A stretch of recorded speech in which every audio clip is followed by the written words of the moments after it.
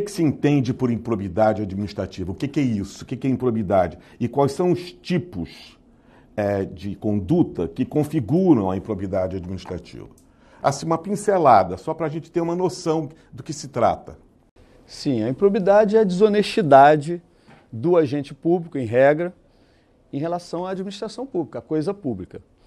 Eu digo que em regra porque se um particular, junto com o agente público, colaborando com o agente público, ou se beneficiando de um ato de um agente público, participa, né, ele também pode responder pelos atos de improbidade administrativa.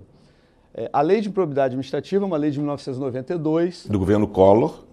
Do governo Collor. Essa lei, ela define as condutas de improbidade administrativa.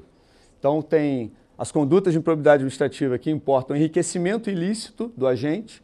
Então, um agente público, mesmo que temporariamente exerça uma função pública, não necessariamente agente, ele se enriquece ilicitamente, se aproveita da coisa pública.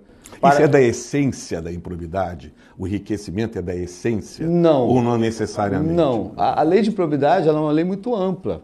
Então, há modalidades de improbidade, que são o enriquecimento ilícito, o prejuízo ao erário, que não necessariamente importa envolva o enriquecimento daquele que o praticou. Do agente, e há um tipo na improbidade administrativa que é a violação aos princípios da administração pública.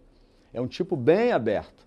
Muitas vezes até a lei de improbidade administrativa, ela sofre algumas críticas no sentido de que ela é muito dura, porque os tipos são muito abrangentes, mas o objetivo é esse mesmo, é ser abrangente e ser duro com o trato da coisa pública. A Constituição Federal prevê que, enfim, a improbidade administrativa precisa ser combatida independentemente de sanções penais, de sanções administrativas. É uma sanção autônoma. Desculpe te interromper, mas já te interrompendo. Quer dizer, uma coisa é uma coisa, outra coisa é outra coisa. Corrupção, quer dizer, o agente que comete aquela improbidade administrativa, se ele também comete um ato do crime de corrupção, ele vai responder pelas duas condutas? Sim. É interessante sua pergunta, Márcio, porque a corrupção ela está abrangida como uma modalidade de improbidade. Mas a improbidade administrativa não é só a corrupção. Pode haver um ato de improbidade administrativa, vamos imaginar que um servidor público viole o princípio da moralidade administrativa, beneficiando A ou B. Não necessariamente ele tem um proveito econômico para ele, não necessariamente ele causou um prejuízo ao erário, mas ele cometeu uma improbidade administrativa, porque ele desviou a finalidade pública, a finalidade do ato administrativo.